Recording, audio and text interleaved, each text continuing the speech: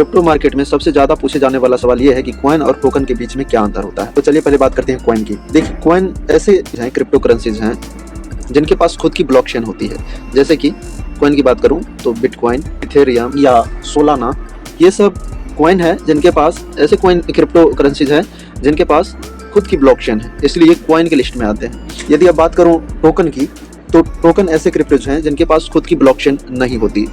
Token के पास खुद की ब्लॉकचेन नहीं होती, बल्कि वे दूसरे के ब्लॉकचेन पे काम करते हैं। जैसे एग्जांपल के लिए बात करूं तो जैसे USDT है या फिर शिबा इनू हो गए, चेन लिंक है, तो चेन लिंक के पास भी खुद की अपनी ब्लॉकचेन नहीं है। ये सभी इथेरियम के ब्लॉकचेन पे काम करते हैं। जितने भी अभी आपको मैंने बताया वो सभी इथेरियम के ब्लॉकचेन पे काम करते हैं। ये सभी टोकन शिबा इनू या फिर चाहे अन्य जो भी टोकन आप देखते हो मार्केट में, USDT इत्यादि, तो ये सब दूसरे, यही फर्क होता है कॉइन और टोकन में। जिनके पास खुद की ब्लॉकचेन सिस्टम, खुद का नेटवर्क सिस्टम है, वो कॉइन हो गए, और जो दूसरे के ब्लॉकचेन पे काम करते हैं, दूसरे के ब्लॉकचेन पे बेस्ड होते हैं, वो टोकन हो गए। पर आप पैसे दोनों में इन्वेस्ट कर सकते हो।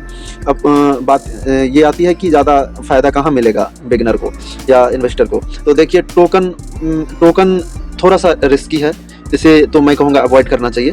आपको जो सबसे ज़्यादा रिलायबल है, आप कॉइन में ही करो। जितने भी कॉइन जिनके पास खुद की ब्लॉकचेन नेटवर्क है, उसमें ही करो। तो इनको यदि मैं थोड़ा सा और आपको आसान में समझाना चाहूँ कि मैं यदि कह रहा हूँ कॉइन में करने, तो क्यों कह रहा हूँ, तो मैं देखिए आपको मैं बताता हूँ। जैसे कि आप मान लो कि कॉइन एक प्रकार से ज़मीन है, जो लैंड होता है, कॉइन लैंड है, और टोकन जो है उस लैंड पे लगने वाला फसल है, क्रॉप है, क्या है, फसल है। तो आप मुझे बताओ कि यदि जब इस कॉइन पे, लैंड पे फसल ना हो, तो भी क्या लैंड की वैल्यू नहीं है खुद में, अपने आप में, है ना? तो ये लैंड की वैल्यू, चाहे फसल हो चाहे उस पर ना हो, फिर भी अपने आप में ये एक वैल्यू स्टोर करके रखता है।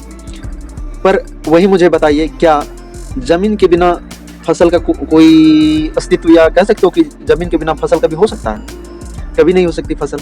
तो यही फर्क होता है कि लैंड के पास चाहे फसल हो चाहे उस पर फसल ना हो, लैंड अपने आप में वैल्यूएबल है, उनके पास एक वैल्यू स्टोर है।